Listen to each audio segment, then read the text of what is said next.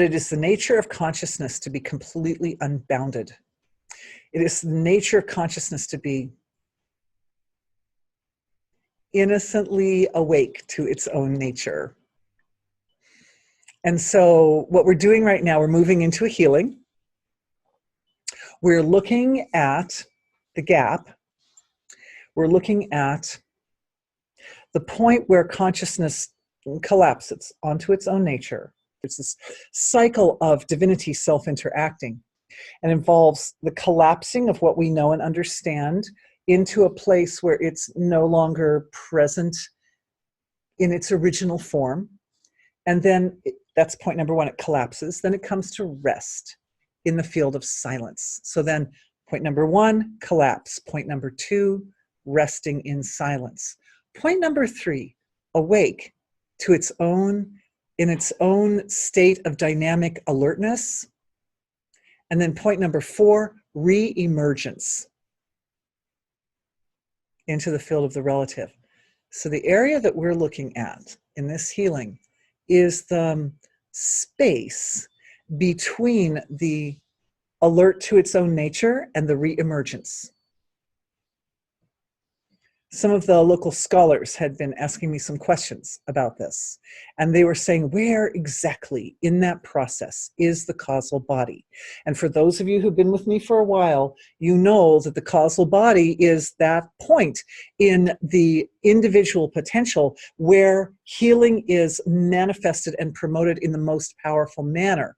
It is the part of being which has access to infinite resource that comes out of the silence and is able to harness that resource and then apply it to the field of the relative. Okay, so we want to look at that point where being is awake and alert to its own nature, but it hasn't quite yet emerged. So the causal body occurs after the emergence. The causal body is the first point of the emergence of that, or the manifestation of that alertness. But the alertness, the silence, and then the awake to its own nature are both happening within the field of nothing has manifested yet. Qualityless, infinite, unbounded being, source of creation. However, the resource, the infinite resource which we draw upon to promote evolutionary transformation is accessible from the awakened to its own nature level of that source of creation. So I was looking at it earlier tonight, and what I noticed was that when being is alert to its own nature, but it hasn't manifested yet, there is this exquisite innocence, this pure, it's very, very pure quality of presence, presence of being. So with the support of all the consciousness of everyone here, we're looking right at that point where that presence of being quality starts to become something. It starts to become a form or a shape. Now, as I was looking at this earlier, what happened was I had a very clear memory of myself as an infant. Before I had established relationships, before I had defined who I was, or defined, even come to a kind of means of understanding my relationships. And what I realized is children, when they're little, they're often experiencing themselves in that state of innocent, pure potential awareness or alertness. But because of the nature of the nervous system at the time of smallness, youngness, it's not possible for people to define their experience for themselves at that point. They just are. So what happens to relationships is they begin before they have been defined. They begin as like a pure impulse of life force. coming up through the physiology, coming up through the being as a kind of I would say an interaction of the basic constituents of the physiology, some of the basic energies of the physiology. So each person's early impulses of intelligence will rise up with different combinations of what we call the three gunas. Try not to give you too many Vedic terms, but the qualities of purity or just moving of energy, or the more breaking down energies, the more breaking apart energies. And so these are parts of this cyclic flow, this cosmic wave, as my friend described it, or divine dialogue. The building up side we associate with purity. The breaking down side we associate with destructive energies. And then there's the energy that kind of keeps it all moving.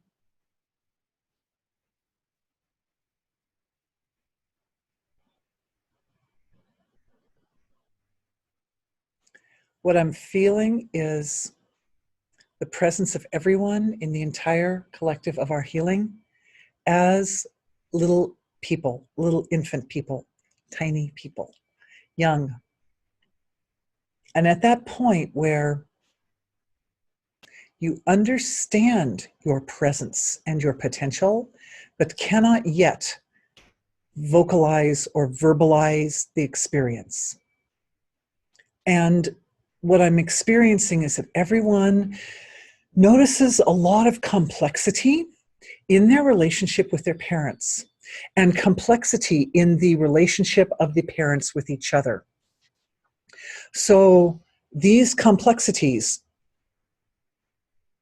are experienced as a very young person, as a kind of a field of sensory input, basically, and our bodies are processing the sort of more complex interactions between parents, or between our parents and our siblings, or other people in our immediate environment when we're little. It's experiencing it as an expression of self.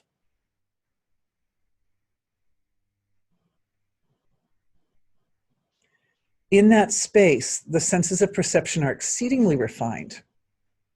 And so the benefit of the refinement of the senses of perception are the memory is being reawakened for everybody in this healing session. You already know what it's like to have refined perception. You already know. But at that time, the refined perception wasn't integrated because there was no way to really understand it. So what we're doing now is we're adding in the benefit of the present level of consciousness that can understand complexities of adult relationships and can define details of this world. Everybody's also receiving a download of a complete set of codes or understandings of the laws of nature, of this universe, just in case any of you weren't 100% sure that you had all the resources required to make sense out of the unknown. This is not being uncertain about how to make sense out of the unknown is, I would say, the number one reason that we create blind spots. So we can open up those blind spots. Even though it's the nature of this reality, this human reality with our human nervous systems, to filter out certain amounts of information, probably most information coming in, we're filtering it out. Even though it doesn't mean that we're locked in or tied in to filtering anything specific. This healing is about opening up and creating a sort of deep flexibility in the field of perception and awareness that allows you to basically gain access to any area of information, even that which has been held over the long course of time through ancestral behaviors and patterns, or through the long course of the story of the soul, as blind spots. It's starting in the heart. I'm going to say the lack of fear, but besides the fact that some fear for some people is clearing from the heart area, the important thing is there's a natural wisdom in the deepest sort of inner chamber of the heart energy center, which absolutely understands and knows. It's like I would say the home base for the download that everyone just received about all the particular codes or laws of nature that are responsible for the way we function in this reality as human beings. And that includes anybody who's listening who doesn't have a physical body, but is also yoked to this reality, because we're all still sharing this reality. This means your ancestors, for example. Not all your ancestors are still alive, but it doesn't mean that they're not present. They're still sharing this space with us. And what I'm feeling is a kind of a deep excitement and bliss. It's rising up from deeper in the physiology. Looks like between the second and third chakras of the physiology, we've got this awakening of energy, which is a good, strong, powerful energy. It is anchoring the stability of your personal power. And it's having a very kind of delicate, kind of soft, almost angelic resonance in the center of the heart chakra area. Good job, everybody. That is beautiful.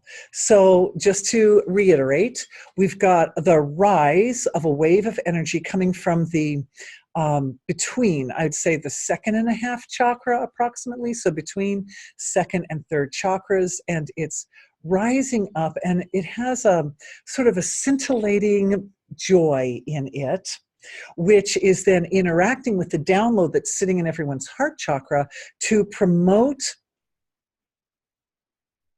integration of understanding of the download in terms of,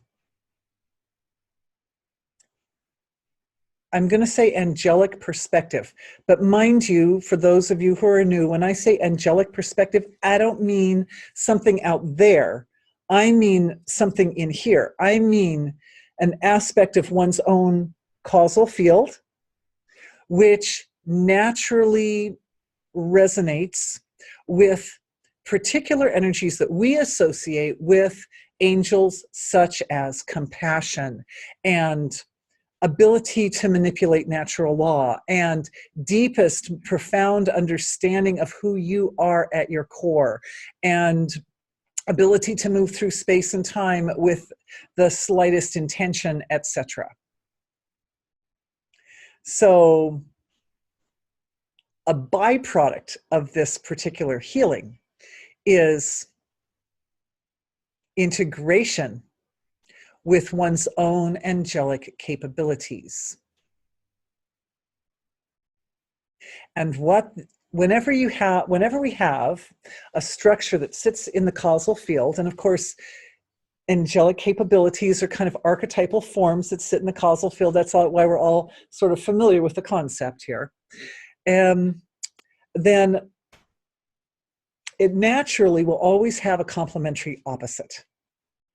And what we're finding as the complementary opposite is the application of this beautiful, light, very well integrated and stabilized in everybody's physiology, angelic energies, moving through time and space and culture, particularly to areas of the world where people are still dealing with long-held, kind of entrenched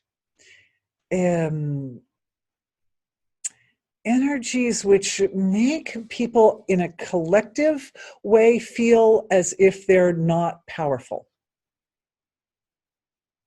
This is so important because, and it so deeply and intimately relates to relationships, because one of the things that makes trouble in relationships is when an individual feels powerless.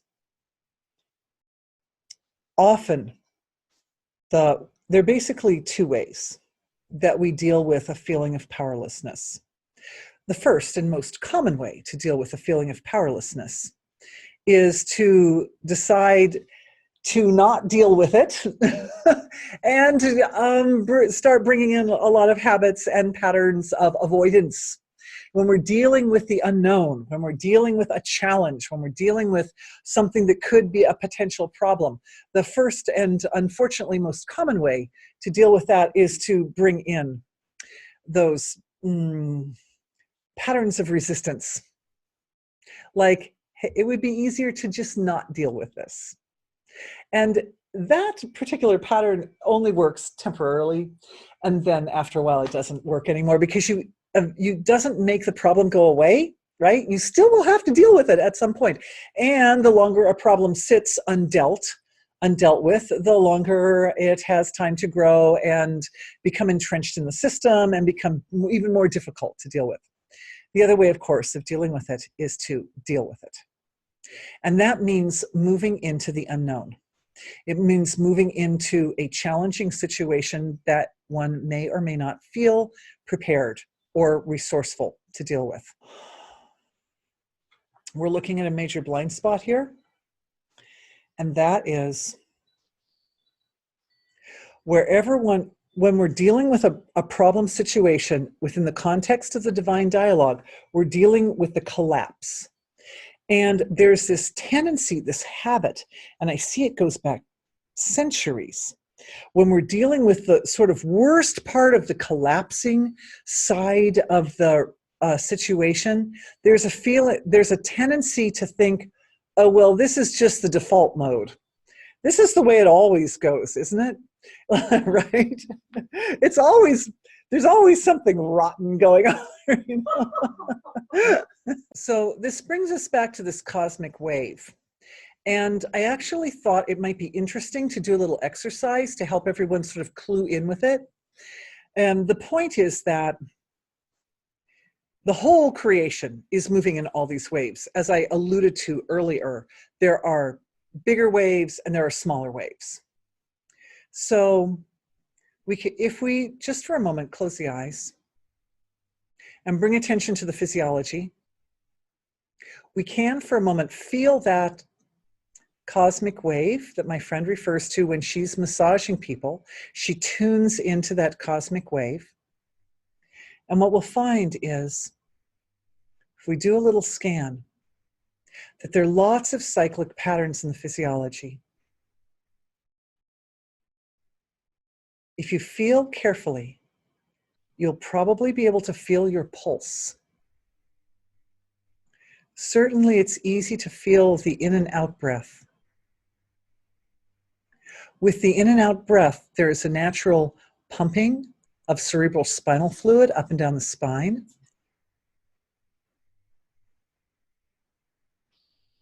As we breathe in, it pushes down. As we breathe out, the cerebral spinal fluid releases up.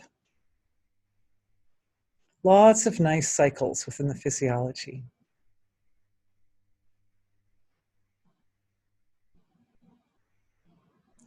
Lots of long, old cycles too, right?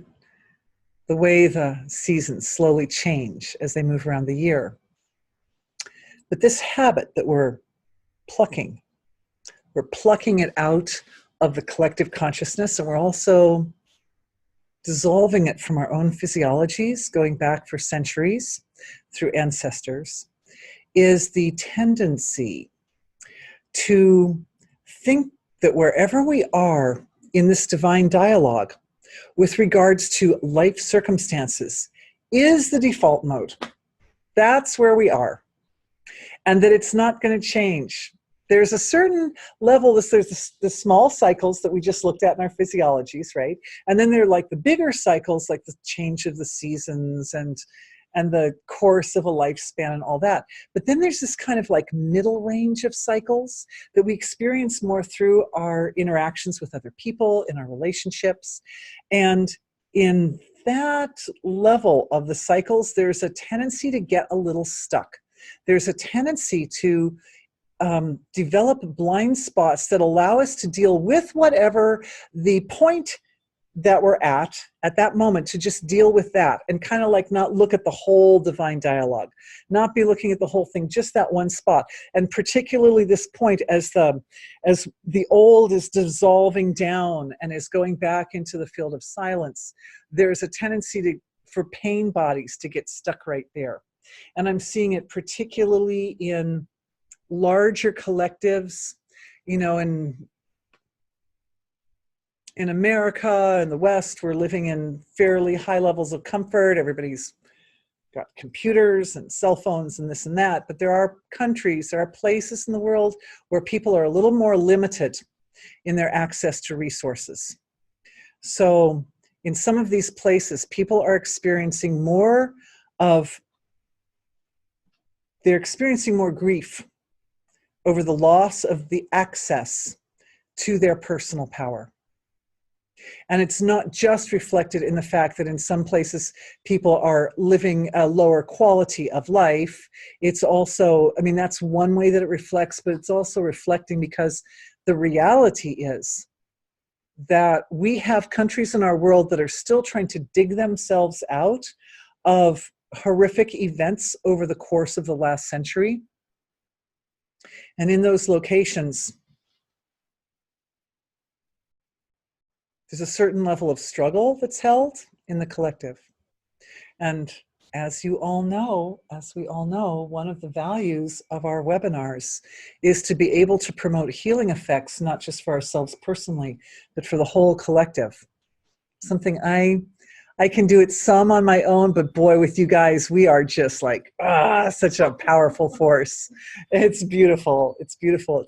I'm grateful to everyone. I'm grateful. So, clearing pain bodies at the point of collapse, going into the silence. Because as what was known and what we were familiar with starts to devolve and move into an unmanifest condition, there's a certain amount of grief. There's a certain feeling of being bereft of a stable foundation or a context for understanding reality. That's why we had to have that healing for that download for the heart earlier. Because that download for the heart provides a context for all the different phases of the divine dialogue, all the different conditions or states that we find ourselves in, so that whatever state we're in, we're seeing it in context of the whole cycle of expression of nature. Big ones and little ones. It's unsticking the tendency to identify only with whatever point in this cycle of behavior we're in at the moment. It's unsticking it. So that whatever point you're in, it's always in the context of the whole. That means if we have an interaction with somebody we love and it's rotten, it doesn't mean that that's the new standard for that relationship, right? It means that something was breaking down, something was unmanifesting, something was requiring a reset. And so I'm still seeing, okay, so let me finish one sentence at a time, thank you. By being able to maintain the context, the whole context, no matter where we are in that relationship or where we are in that interaction with the other person, that's the first step in providing a foundation for being able to move with grace and to transition through the more difficult parts of the interaction. So that's number one. Number two is eliminating pain bodies, because what I'm seeing in the collective is there's a tendency for people to get pain bodies kind of stuck at certain points in the divine dialogue, in the cycle of the evolutionary process. And one of those points is at the very deepest point of the collapse right before the silence. Once we get into the silence, the reset has already begun. But before the silence, like at that very last flop of the wave, I'm seeing pain bodies, I'm seeing fear, I'm seeing a lot of self-doubt, I'm seeing impressions from the past. And these impressions are born of those times that any one of us decided, oh, that's a problem, well, I'll just avoid it. No, we can't just run away. Run away doesn't solve the problem. It only makes it worse. So, and runaway taken to its extreme is suicide, right?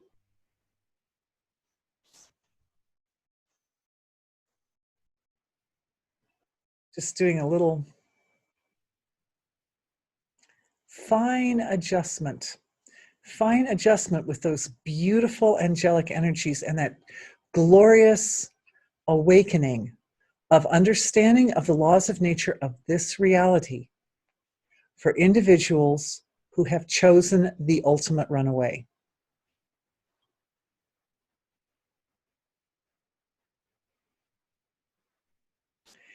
What's happening is a very big integration of the entire cycle of the manifesting process, the entire divine dialogue, the entire cosmic wave, however we want to describe it. Wholeness. If we take the whole wave in one shot and bring the energy signature of the totality of that whole cycle into every point in the cycle, which is basically what we were doing for our own healing just a minute ago. I'm just describing it from another angle now. But if we do that, it is possible to open a recognition of what needs to be healed in the relationship between the indweller and the physiology, which brings us to this point that I wanted to, that was one of the points that came up earlier, like, oh, you should talk about this. So this webinar is about healing relationships. And when we think of relationships, we think of relationships with other people. However, we all know that our relationships with other people are founded on our relationship with ourselves. And a lot of times people have blind spots in the relationship with one's own self.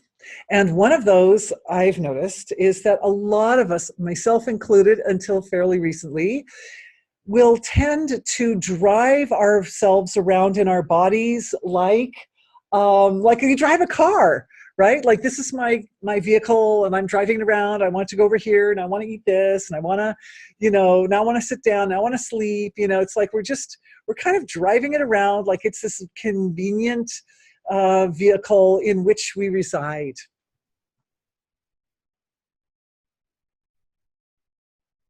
Another download for the heart coming in right now. Think of it. Think of the focus of attention, which is what we use for energy healing, to include the quality of recognition. Recognition. What do we recognize? Where do we not have blind spots? What do we recognize in the physiology? It's like a diamond, right? If it's hanging around the neck and you don't know what a diamond is, it's just a weight, and you can't wait to rip that thing off of there.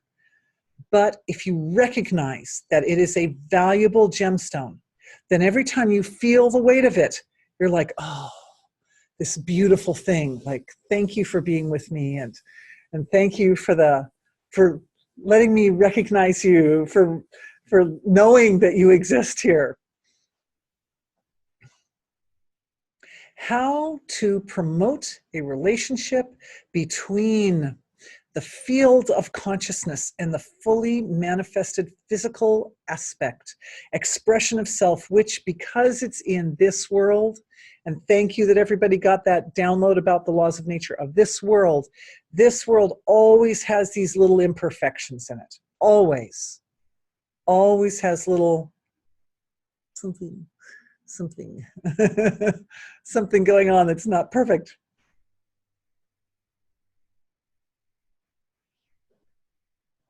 I'm just feeling the downloads coming through in like a tidal wave right now. So as it comes through, as you know, my job is to describe to the best of my ability.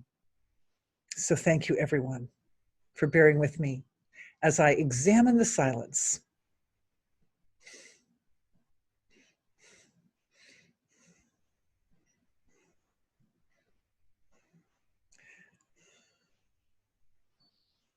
The body is basically unfiltered. It knows itself to be completely integrated form within the context of this whole universe, completely integrated. No blind spots, no blind spots. The blind spots come in the relationship. Every time consciousness transcends thought, every time consciousness experiences silence, the intelligence of the body, which heals the body, is given basically a carte blanche to come forward and to do any degree or amount of healing that you need. We don't always realize it. Many of us have been having the experience of transcending thought for a really long time, and it wasn't until extremely recently that it occurred to me, and I've been doing this since I was like young, like decades, 4 or 5 decades I've been doing this. It didn't occur to me till recently that every time the transcendental state is there, the full capacity, the full healing capacity of the physiology is able to kick into gear. Why I didn't realize it for decades was because I didn't recognize that it was happening. So it's like this huge privilege and joy for me to just to tell you, to share this point with you. This is, you've got a diamond hanging around. Do you realize that's a diamond? Do you realize that's like a super valuable? That every time awareness drops into the gap of silence, that gap of silence that sits between every thought, that sits between waking and dreaming and sleep state, that sits within the soul of every experience, the entire force of the body's healing capacity comes online, and it is present, and it is able to engage and do tremendous work in a very, very short period of time. Even if your experience of silence between two thoughts is a very tiny silence, a huge amount of healing can take place in that little gap. Vast. It's vast.